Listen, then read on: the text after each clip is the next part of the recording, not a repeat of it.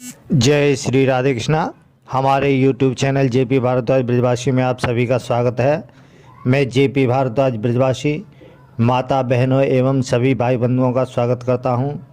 तो दोस्तों, आज हम अपने YouTube चैनल के माध्यम से देव उठनी एकादशी की व्रत कथा एवं महात्म का आपको श्रवण कराएंगे।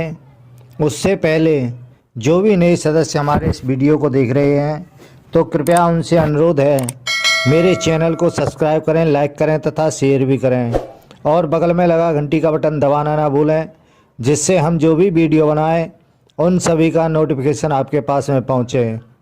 तो दोस्तों, देव उठनी एकादशी कार्तिक मास की शुक्ल पक्ष की तिथि को मनाई जाती है। यह एकादशी दिवाली के 11 दिन बाद आती है।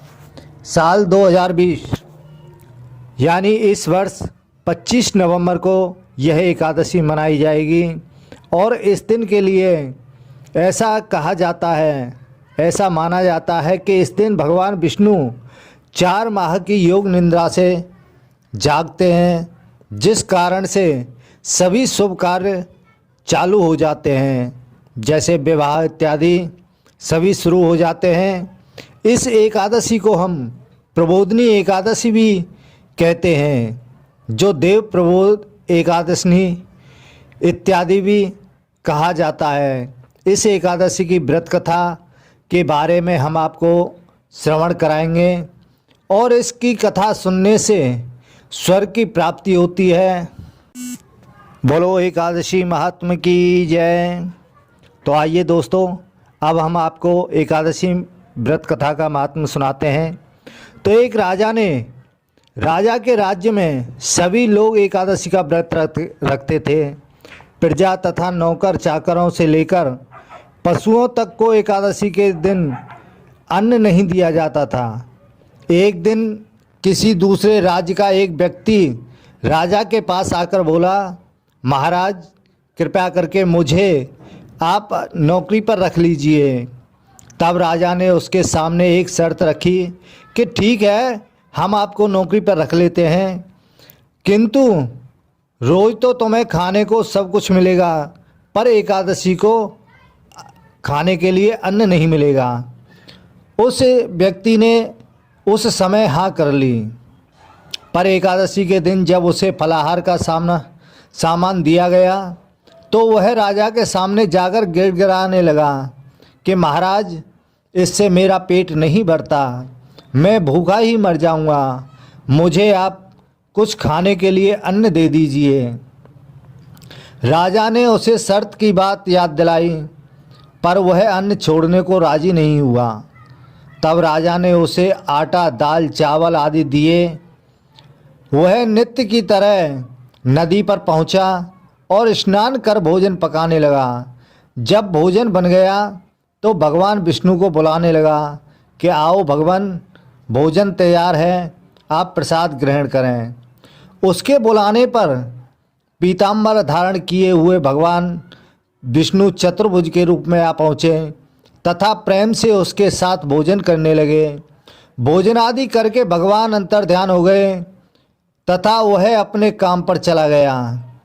15 दिन बाद अगली एकादशी को वह राजा से कहने लगा कि महाराज, मुझे दुगना सामान दीजिए, उस दिन तो मैं भूखा ही रह गया।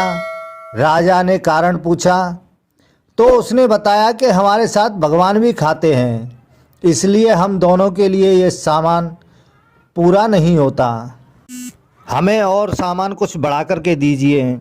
यह सुनकर राजा को बड़ा आश्चर्य हुआ। वह बोला कि मैं मान सकता हूँ कि भगवान तुम्हारे साथ खाते हैं, मैं तो इतना व्रत रखता हूँ, पूजा करता हूँ, पर भगवान ने मुझे कभी तो दर्शन नहीं दिए। राजा की बात सुनकर वह बोला कि महाराज, यदि आपको विश्वास न हो तो साथ चल कर के आप देख सकते हैं। राजा एक पेड़ के पीछे छिपकर बैठ गया। उस व्यक्ति ने भोजन बनाया तथा भगवान को शाम तक पुकारता रहा, परंतु भगवान नहीं आए। अंत में उसने कहा कि हे भगवान, यदि आप नहीं आए तो मैं नदी में कूदकर अपने प्राण त्याग दूंगा। लेकिन भगवान नहीं आए। तब वह प्राण त्यागने के उद्देश्य से नदी की तरफ बढ़ा, प्राण त्यागने का उसका दृढ़ इरादा जान शीघ्र ही भगवान ने उसके सामने प्रकट होकर उसे रोक लिया और साथ बैठकर भोजन करने लगे। खा पी कर वे उसे अपने विमान में बैठाकर अपने धाम ले गए। यह देख राजा ने सोचा कि व्रत उपवास से तब तक कोई फायदा नहीं जब तक मन शुद्ध ना हो। इससे राजा को ज्ञान मिला। वह भी मन से व्रत उपवास करने लगा और अंत में स्वर्ग को प्राप्त हुआ। तो इसलिए श्रद्धा भाव से मन को पवित्र रखकर व्रत सभी को करना चाहिए। इसी के साथ ही एकादशी व्रत कथायाम संपूर्ण। बोलो एकादशी महात्म की जय। तो दोस्तों, हमने देवउठनी एकादशी के व्रत के बारे में आपको श्रवण कराया है। व्रत कथा महात्मा आपको संपूर्ण सुनाया है। यह वीडियो आपको कैसा लगा? हमें उम्मीद है अच्छा लगा होगा। कृपया चैनल को सब्सक्राइब करें, लाइक करें तथा शेयर भी करें और बगल में लगा घंटी का बटन दबाना ना भूलें, जिससे हम जो भी वीडियो बनाएं उन सभी का नोटिफिकेशन आपके पास में पहुंचे। इसी के साथ ही जय श्री राधे कृष्णा।